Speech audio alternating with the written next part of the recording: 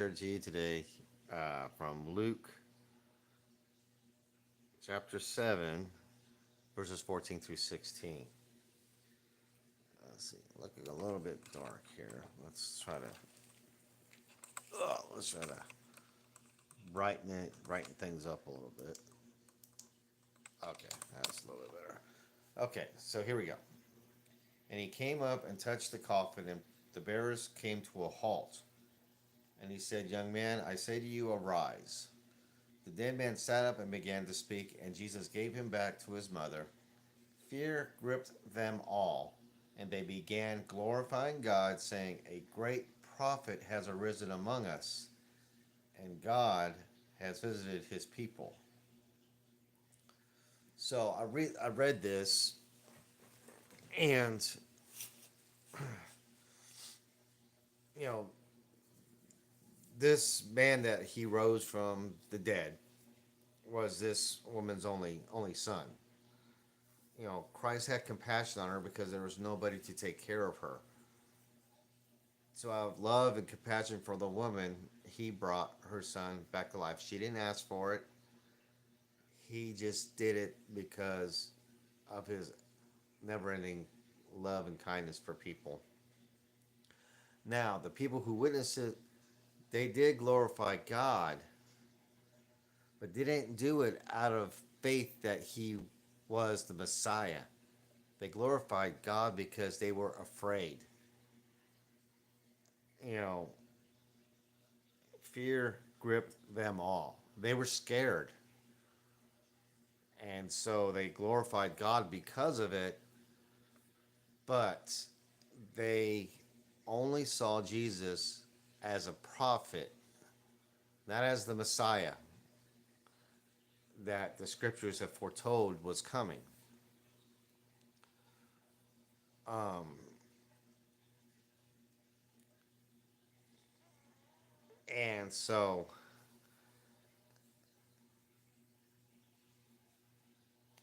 I don't know. I just it was just something interesting that struck me today that I read. Um,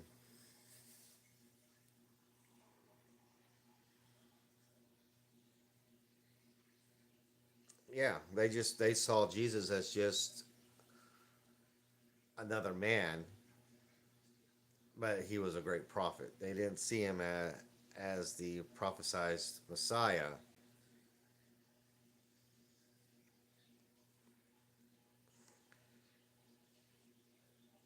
And they allowed fear to control their actions rather um, than seeing Christ for who he is. So I wonder how many times in our lives do we see something miraculous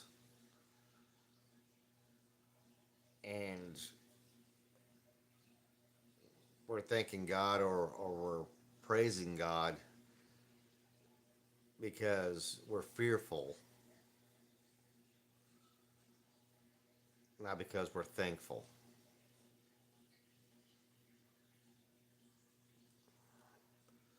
Now, and it's also interesting that it says nothing about the mother's reaction per se.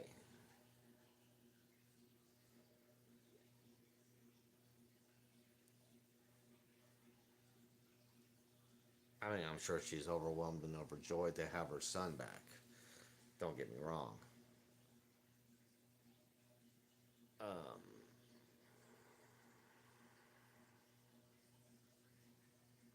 yeah, and the fact that they also said that God visited his people. Visited. So this is another indication that they did not believe or see Jesus as the Messiah.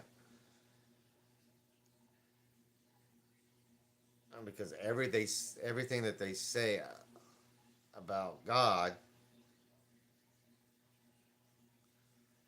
is the is in the is in the past tense. It's not the it's not the here and now. You know, it's like he came down, he was with us, and then he left. That's the kind of take that I get from what the people said. They just missed the mark. They just did not realize that Christ was the Messiah that was living among them, with them. Um, like I said, how many times do we miss the mark? Do we not realize, or fail to realize, or that Christ is always with us?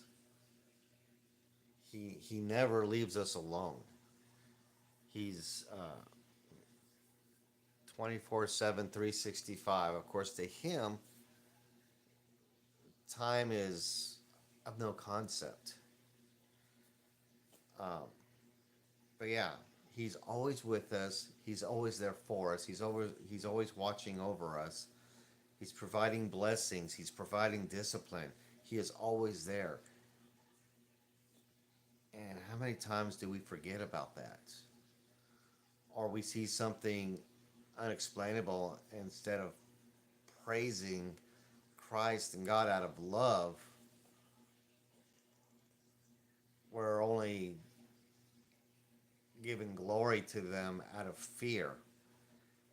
And I don't think the fear used here is meaning reference. They were generally terrified and scared, I think. Of course, who's to say what our reactions would be if we saw something like that as well, you know? But anyways, it was just a kind of a little interesting bit of scripture that kind of struck me, so I felt led to talk about it. I guess the point of it, after saying what I said, is that maybe he's trying to tell us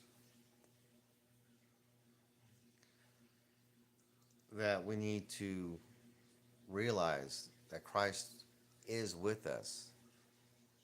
He doesn't just visit us one time. And we don't need to fear his love or what he does for us. Uh, we need to rejoice and be happy and have faith and have confidence. And don't be afraid, because Christ isn't out to hurt us, he's out to help us. So, with that, I love you guys. You have a blessed day, and we'll see you tomorrow. Bye.